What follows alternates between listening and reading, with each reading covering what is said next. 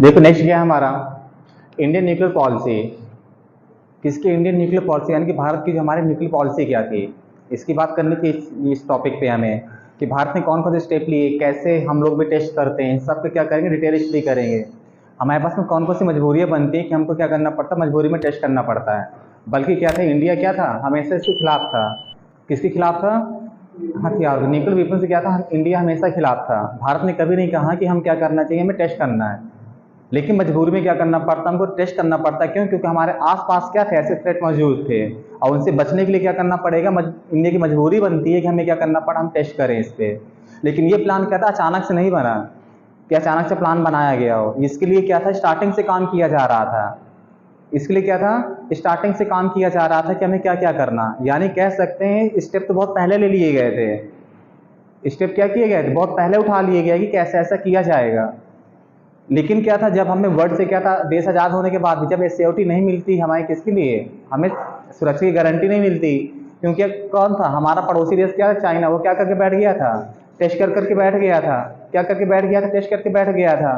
तो जब हम कहाँ जाते हैं, जो हमारे लीडर होते हैं लाल बहादुर शास्त्री वगैरह, वो कहाँ पहुँचते हैं, अमेरिका के पास जाते हैं कि हमें क्या करो, गारंटी दो हमारी सेफ्टी की। तो क्या करता, जब मना कर देते कि नहीं ऐसा ऐसा हम नहीं कर सकते, तो मजबूरी होती है क्योंकि हमें किससे बचना था, चाइना से बचना था। चाइना ने क्या कर दिया, टेस्ट कर चुका था, वो एक संपन्न हो चुका था अच्छी तरह से। और चाइना और पाकिस्तान अच्छे खासे दोस्त भी थे उस समय, तो हमारे लिए और भी टेंशन थी कि चाइना पाकिस्तान को दे दिया अगर इसने कुछ भी, तो क्या कर सकता, नुकसान हो सकता हमारे लिए। लेकिन मैंने कही अचानक से नहीं बने थे, देखते हैं कैसे स्टेप लिए गए थे, धीरे धीरे क्या क्या किया गया था। देखिए इसमें बार बार एक व्यक्ति का नाम आएगा, होमी जहांगीर भाभा का, याद रखना। इन्होंने क्या किया था, जो हमारा क्या है आज इसरो वगैरह काम करता है, वो किनकी देन है कह सकते हैं, इन्होंने पहला स्टेप उठाया। होमी जहांगीर भाभा ने क्या किया था, इन्होंने सब कुछ यहाँ से काम करना चालू किया था। तो कह सकते हैं जो आज नाम कहा जाता है कि इसरो हमारा कब बना, 1969 में बना। इसरो कब बना हमारा, 1969 में बना, ये कहा जाता है। लेकिन याद रखना, इसरो के लिए स्पेस तैयार कर दिया गया था कब, 62 में ही। और उस समय पीएम कौन था भारत का, 62 की जवाहरलाल नेहरू की बात कर रहे हैं। कौन, जवाहरलाल नेहरू के 62 भारत के पीएम थे। अगर ये पीएम थे तो इस मैंने कहा बेस पहले तैयार कर दिया गया था। यहाँ पर हमने क्या कर, नामकरण कर दिया इसरो का, जो नाम क्रेडिट कोई दूसरा ले जाता। लेकिन कह सकते हैं कि जवाहरलाल नेहरू ने बहुत कुछ किया। उसी समय देखो स्टेप ले लिए गए थे इस तरह के, और जब ये होगा तभी हमारे लिए क्या था, कुछ काम करना था। तो लेकिन हम लोग क्या करना, देखो पहले मैंने कहा कि हम लोग टेस्ट करना नहीं चाहते थे कभी भी, क्योंकि जो हमारे पहले प्राइम मिनिस्टर वो हमेशा किस पर फोकस कर रहे थे, साइंस एंड टेक्नोलॉजी पे। किस पे करना है हमें, साइंस एंड टेक्नोलॉजी पे हमें फोकस करना था। देखो यहाँ पर किया भी गया, कहते इंडिया की न्यूक्लियर पॉलिसी जो प्रोग्राम पढ़ना था, देखो स्टार्टिंग से नेहरू के क्या था, जो नेहरू पीरियड चल रहा था यहाँ पर वॉलंटरी कहते हैं, न्यूक्लियर कहता है सेंटेंस, कहते हैं नेहरू हेड कहता है ऑलवेज, किससे फोकस करते हैं, उन्होंने हमेशा कहा कि हमें क्या करना है, न्यूक्लियर पे ज्यादा फोकस नहीं करना, हमें क्या करना चाहिए, हमें साइंस एंड टेक्नोलॉजी में ज्यादा फोकस करना है। किससे फोकस करना, फिर हम कहते हैं साइंस एंड टेक्नोलॉजी, किससे इनका फोकस था, साइंस एंड टेक्नोलॉजी पर था। तो इसलिए क्या कहते हैं, रैपिड कहते हैं बिल्डिंग ऑफ द कहते हैं मॉडर्न इंडिया, किससे क्या बनेगा, अब जितना साइंस डेवलप होगा उतना क्या होगा, इंडिया तरक्की करेगा। जितना साइंस डेवलप होगा क्या होगा, इंडिया उतनी तरक्की करेगा। तो इसलिए क्या था, आज देखो भारत का लोग क्या पूरा वर्ल्ड मान रहा है, जहां पर कोई देश नहीं पहुंच पाया, भारत ने क्या कर दिया, तुरंत पहुंच गया वहां पे। आईएमएफ के क्या हुए, हेड आए भारत में, G20 समिट में कौन आया, आईएमएफ के हेड आए। उन्होंने क्या किया, किसकी तारीफ की, भारत की। भारत जो 50 सालों में कोई देश काम नहीं कर सकता, भारत ने कितने सालों में कर दिया, 6 सालों में। वहां 6-7 सालों में क्या कर दिया, भारत ने उस अचीवमेंट को पूरा कर लिया। यानी कि जो 50 साल का जो टारगेट बनाया गया था, हमने क्या कर 6 साल में पूरा कर लिया। तो डिजिटल वगैरह सब क्या था, यूपीआई वगैरह सब क्या है, इंडिया की देन हो गई। आज क्या है, सब खत्म हो गया, कैश लेकर कोई व्यक्ति चलता ही नहीं है, मोबाइल है, सब कुछ है। क्या हो गया, कोई नाम ही नहीं जानता इस तरह जल्दी क्या है। पहले क्या था, चल रहा था इस तरह, लेकिन क्या साइंस के दम पर हुआ ना ऐसा। किस पे फोकस किया, तो यहाँ पर देखो हर चीज किया गया। तो इन्होंने किस पे फोकस किया गया, तो देखो बताया जा रहा, पहला क्या था हमारा टारगेट, क्या था, हमें क्या करना था, साइंस पे फोकस करना था। तो इसलिए क्या किया गया यहाँ पर देखो, मॉडर्न इंडिया के लिए। तो क्या सिग्निफिकेंस कहता है, कंपोनेंट्स ऑफ क्या था, इंडस्ट्रियलाइजेशन कहता है, प्लान वास न्यूक्लियर। तो क्या था यहाँ पर भी देखो, कोई भी प्लांट लगाया जाएगा तो न्यूक्लियर तो चाहिए। तो यहाँ पर क्या था, कहता है देखो प्लान पाथ वास कहता है न्यूक्लियर प्रोग्राम, कहते हैं इनिशिएटेड इन द लेट कहते हैं 1940 under the guidance of the Homi Bhabha, Homi Jahangir Bhabha, पूरा इसका कह सकते पूरा नाम था। इन्होंने क्या कर दिया, देखो इसरो भी हमारा बनता है इन्हीं के उस पे बना, और कह सकते पूरा प्रोग्राम देखो स्टार्ट किया गया था। और जो भी हमें न्यूक्लियर प्लान वगैरह बनाना था इन्हीं के अंडर, और काम करना था हमें, क्योंकि क्या साइंस में यही आगे थे उस समय, कौन सा यही थे उस समय देश में हमारे। फिर क्या करना था, कहते हैं इंडिया वांटेड टू, कहता है जनरेट, कहता है एटॉमिक एनर्जी फॉर द, कहता है पीसफुल पर्पज। और इंडिया को क्या करना था, एटॉमिक एनर्जी बनना था, तो क्या करना था उसके लिए, पीसफुल पर्पज के लिए क्या करना पड़ेगा हमें, शांति बनाने के लिए क्या करना था, हमें कुछ टेस्ट करने चाहिए थे, करना था। तो भारत तो टेस्ट तो करना चाहता, लेकिन कैसे, शांतिपूर्ण पर्पज के लिए। इंडिया वांटेड टू जनरेट देखिए यहाँ पर एटॉमिक एनर्जी। नेहरू बात कहता है अगेंस्ट न्यूक्लियर वेपन, कहता है he plead for the 5 super power के। उसने क्या किया था, इंडिया किसके खिलाफ था, नेहरू जो थे हमारे क्या थे, हमेशा न्यूक्लियर के क्या थे, खिलाफ थे, कि हमें क्या करना है, टेस्ट नहीं करना चाहिए, जो सुपर पावर के पास में उन्हीं के पास में रहने चाहिए, ये भी थे। अगर वो भी चाहते थे कि ये भी खत्म कर दें, लेकिन वो तो खत्म करेंगे नहीं, तो इंडिया फिर भी किसके खिलाफ था, नेहरू वगैरह किसके खिलाफ थे, न्यूक्लियर वेपन के हमेशा अगेंस्ट रहे हैं। कहते कंप्रेहेंसिव न्यूक्लियर टेस्ट, कहता है बैन, कहते न्यूक्लियर कंसर्ट, कहता है केप्ट राइजिंग, कहता है जो उस समय थ्रेट बन रहे थे, काफी चीजें थी इसलिए, लेकिन भारत ने हमेशा क्या किया, हमें क्या करना है, इसके अगेंस्ट रहना है। नेहरू बात कहता है नॉट डीपली, कहता है कंपेयर टू, कहता है देखो complete the elimination of the nuclear. वो हमेशा क्या चाहते थे कि हमें क्या करना चाहिए, जितने भी न्यूक्लियर सबको खत्म कर देना चाहिए, भारत भी कभी टेस्ट नहीं करेगा, ये सब कुछ था। और उसी समय क्या था, कई सारी चीजें भी आ चुकी थी इन्हीं के समय, न्यूक्लियर कंपनी बैन ट्रीटी वगैरह लगा दी गई थी, कोई टेस्ट नहीं कर सकता, कोई टेस्ट नहीं कर सकता। इंडिया ने भी क्या किया, अब इंडिया भी सपोर्ट कर रहा था कि हाँ कोई टेस्ट नहीं करेगा, लेकिन क्या करते हैं, जब चाइना कर लेता है टेस्ट, तो भारत भी क्या करे, मजबूर हो जाता है। भारत अभी तक नहीं था, जब तक चाइना ने टेस्ट नहीं किया, जब तक भारत ने कभी रिजेक्टमेंट नहीं दिखाई अपनी कि नहीं मुझे करना ही करना है टेस्ट, हमेशा भारत क्या था, अगेंस्ट था। लेकिन जब क्या था, चाइना कर लेता है टेस्ट, तो भारत समझ जाता है कि हमें क्या करना चाहिए, जरूरी है, टेस्ट करना जरूरी है। क्योंकि चाइना कहाँ बैठा था, यूएनओ में बैठा था, तो उसके पास तो हो जाएगा, तो कोई बैन उसको कुछ कर नहीं सकता, उसके पर कौन बैन लगाएगा, इंडिया करेगा तो बैन हो सकता है इस तरह। तो इंडिया ने तो क्या करता है, इसी के खिलाफ था। पर कहता है अपोज आता, कहते हैं manufacture of the position of the, कहता है स्टेट इंक्लूडिंग, कहता है क्या, लेकिन जो रख रहे थे उनके क्या था, अगेंस्ट थे। देखो भारत भी टेस्ट करेगा, लेकिन भारत ने क्या कहा कि हम क्या चाहते हैं, हम अगेंस्ट हैं इनके, हम नहीं चाहते, हम सपोर्ट नहीं करते इसका कि हम लोग क्या करें, आप इसको बढ़ावा दें, लेकिन हमारी मजबूरी बनती है, देखो कैसे करेंगे। बाद में क्या होता है, कहते हैं ही अपोज, कहते हैं न्यूक्लियर वेपन्स, उन्होंने क्या कर दिया, वेपन क्या किया, अपोज किया था, चाहे पॉलिटिकल हो चाहे मोरल हो, स्ट्रेटेजिक, कहते हैं ग्राउंड पे हमेशा क्या किया, हमने इसका अगेंस्ट रहे हैं हमेशा, हम कभी नहीं चाहते थे कि कोई भी देश क्या करे, इसका टेस्ट करे। बाद में कहता है कॉलिंग, कहता है देयर पोजीशन, कहता है ऑन द अगेंस्ट, कहता है ह्यूमैनिटी, क्योंकि ये सब क्या था, ह्यूमैनिटी का अगेंस्ट था। किसने कहा, इंडिया ने कहा। और इंडिया ने कभी नहीं चाहा कि हम क्या करें, टेस्ट करें, लेकिन मजबूरी में क्या करना पड़ता है, हमको टेस्ट करना पड़ता है। देखिए नेक्स्ट क्या था हमारा, किसकी बात करें, न्यूक्लियर पॉलिसी देख रहे थे। न्यूक्लियर पॉलिसी में आगे क्या था हमारा, जो हमने क्या कहा था, होमी जहांगीर भाभा, इन्होंने क्या किया था, अपना अच्छा कंट्रीब्यूशन किया था किस पे, न्यूक्लियर पॉलिसी पे। तो यहाँ पर देखो क्या किया जाता है, इंटीग्रेटेड, कहता है दिस अपोजिशन, तो उन्होंने क्या किया था, अपोजिशन को, कहते हैं फॉरेन पॉलिसी आपको गिविंग कैन, जो एक्टिविस्ट एज दिया गया था उस समय, क्या था, जो फॉरेन कह सकते हैं एक्टिविस्ट वगैरह भी एक्टिव थे इस समय, बहुत सारी कंट्रियां क्या कर रही थी, क्योंकि सब न्यूक्लियर टेस्ट की ओर आ रही थी। तो यहाँ पर क्या था, हर तरह से अपोजिशन भी, यानी कि अपोज भी किया जा रहा था कि न्यूक्लियर पॉलिसी में, क्योंकि वर्ल्ड में क्या था उस समय, किसको खत्म कर दिया गया, जापान को। जापान को किसने खत्म कर दिया था, अमेरिका ने। और कब कर दिया, 1945 में वर्ल्ड वार खत्म कर दिया। तो इस तरह कह सकते थे उस समय जब बम बनाए गए थे तो छोटे थे, और आज क्या है, अगर आज के बम की कंपेयर किया जाएगा तो उससे क्या है, 1000 टाइम्स ज्यादा है आज के बम वगैरह। तो यहाँ पर क्या था, कुछ ऐसे बताया जाता है। यहाँ पर देखो नेक्स्ट क्या था, ही वाज क्या था, फर्स्ट वर्ड, कहते हैं leader to call for the end of the nuclear testing. इनमें से क्या थे, ये जो ऐसे लीडर थे, इन्होंने क्या किया था, फर्स्ट वर्ल्ड लीडर कहलाते हैं। और फर्स्ट लीडर कौन होते हैं, जो मैंने बताया था पहले ही, तो ये क्या कहलाते हैं, तो ये किसको करते हैं, कहते हैं कि हमको क्या करना चाहिए, इसको टेस्ट को बैन करना चाहिए, हमको टेस्ट वगैरह नहीं करना चाहिए, क्योंकि उस समय देख चुके थे कितना खतरनाक होता है ये सब चीजें। तो कहते he was the first world leader, कहते call for the end of the nuclear testing following, कहते थे bomb of the test for the Pacific Ocean in 1954 में। हुआ क्या था, 1954 में कौन टेस्ट कर रहा था, अब पैसिफिक ओशन देखा जाएगा तो पैसिफिक ओशन क्या, ग्लोब के चारों ओर कौन सा ओशन फैला हुआ है, पैसिफिक ओशन। और ये क्या कर रहा था, उस समय टेस्ट कर रहा था अमेरिका ने। तो इस तरह टेस्ट की, कह सकते हैं किसने क्या किया, पानी में टेस्ट करना था कि असर कितना होता है इसका।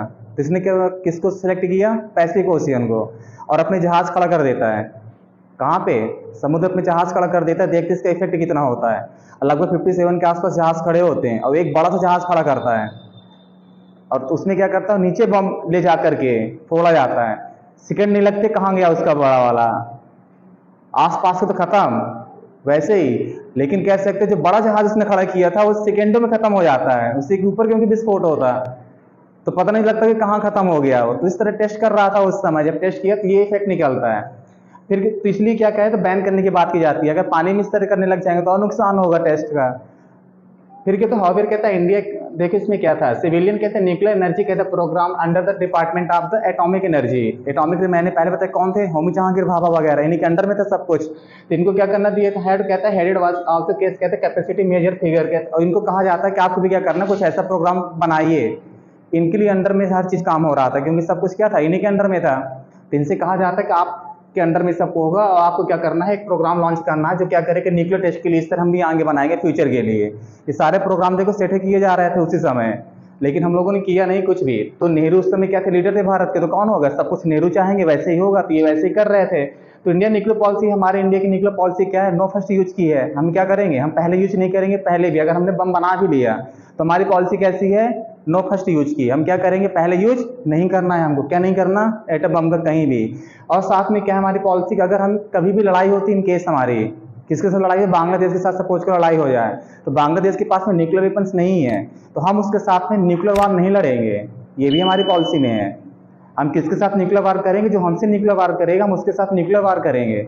अदरवाइज हम क्या करेंगे, जैसे वो लड़ेगा वैसे हम उसके साथ लड़ेंगे। ये हमारी पॉलिसी में आता है। नो फर्स्ट यूज में तो आता ही, हमको पहले इस्तेमाल नहीं करना अपने वेपन्स का कुछ भी, तो ये इंडिया की पॉलिसी में आता है, याद रखना। लेकिन हम कह सकते हैं मोदी के समय बदल गई, कहा जाता बदल, लेकिन आज भी हमारी पॉलिसी क्या है, नो फर्स्ट यूज में कहेंगे हम, नो फर्स्ट यूज में। लेकिन अगर कोई मारने आ रहा तो छोड़ेंगे थोड़ी उसको इस तरह। तो ये है। तो इन एडिशन कहता है इंडिया कहते हैं कमिटेड कहते हैं ensuring that the members of the nuclear supplies group. ये क्या करता है, जो एनसीजी के मेंबर थे उस समय, उसने उनको इंडिया ने क्या किया, श्योर किया कि हम क्या करेंगे, किसके मेंबर बनेंगे, सीटीबीटी और एनपीटी के हम क्या करेंगे, मेंबर बनेंगे। लेकिन इंडिया ऐसा करता नहीं है।